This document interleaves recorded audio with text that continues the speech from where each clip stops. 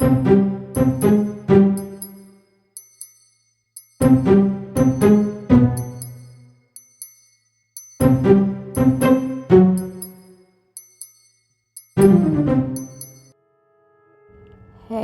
human.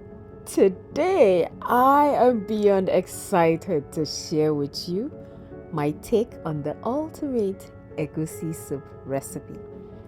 My ingredients are the bell pepper, garlic, and pepper that I roasted, dry fish. This dry fish is oven roast, very clean, pomo and shaki, salt, the dawa crayfish, the egusi itself, palm oil, nor seasoning cube because I love it, goat meat, and meat stock. Now let's go right into this recipe.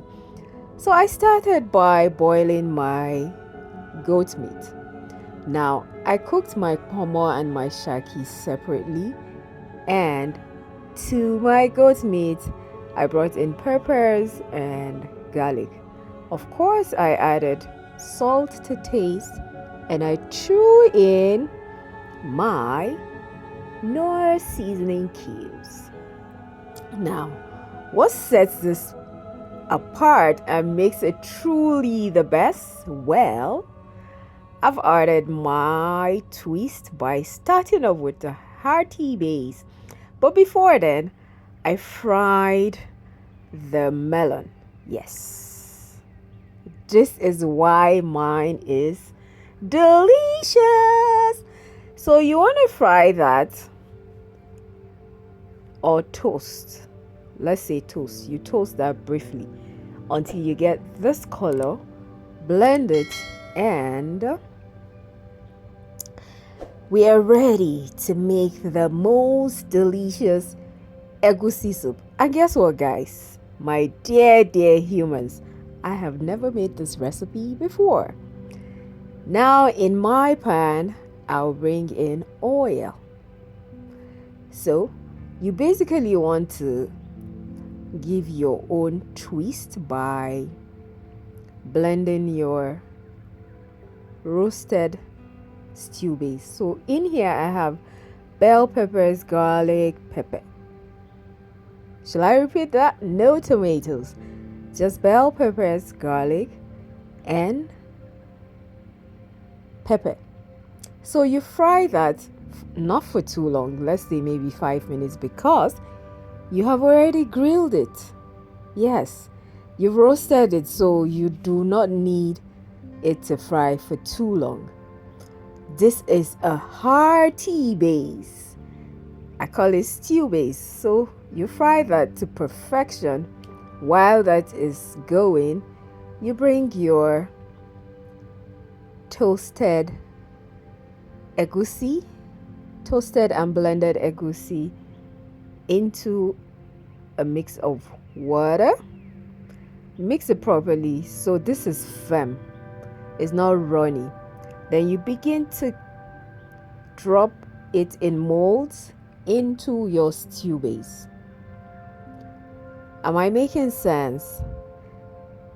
My aim for this recipe is for you to be able to replicate this recipe in your kitchen effortlessly.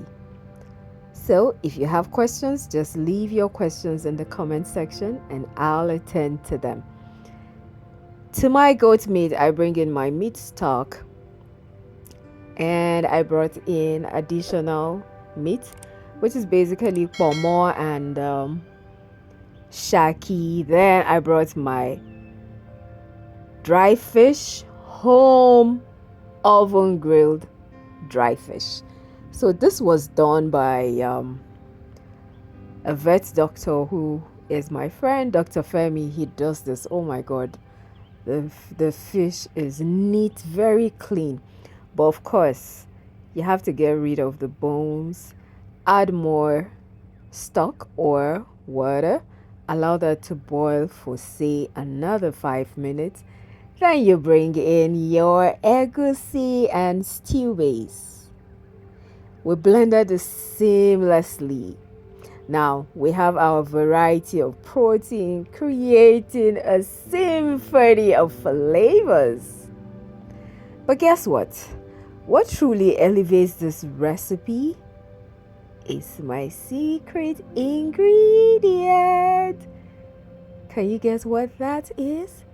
That will be love, guys. Love. So, I bring in dried bitter leaf that I had washed and soaked. In here, I bring in crayfish, 2 tablespoons of crayfish, 2 tablespoons of daddawa. Daddawa is locust bean in Hausa.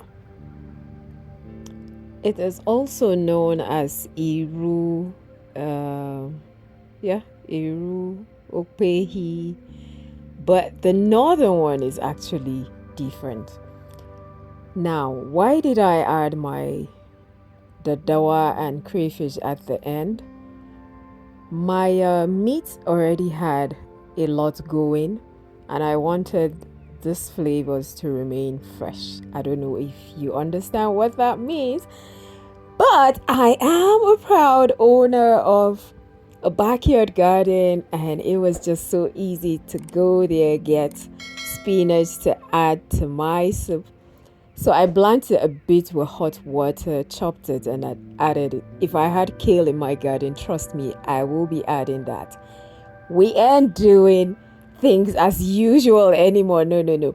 Remember, I said the key ingredient, my secret ingredient is love. Cooking with passion and pouring that love into every step transcends to the taste of the food.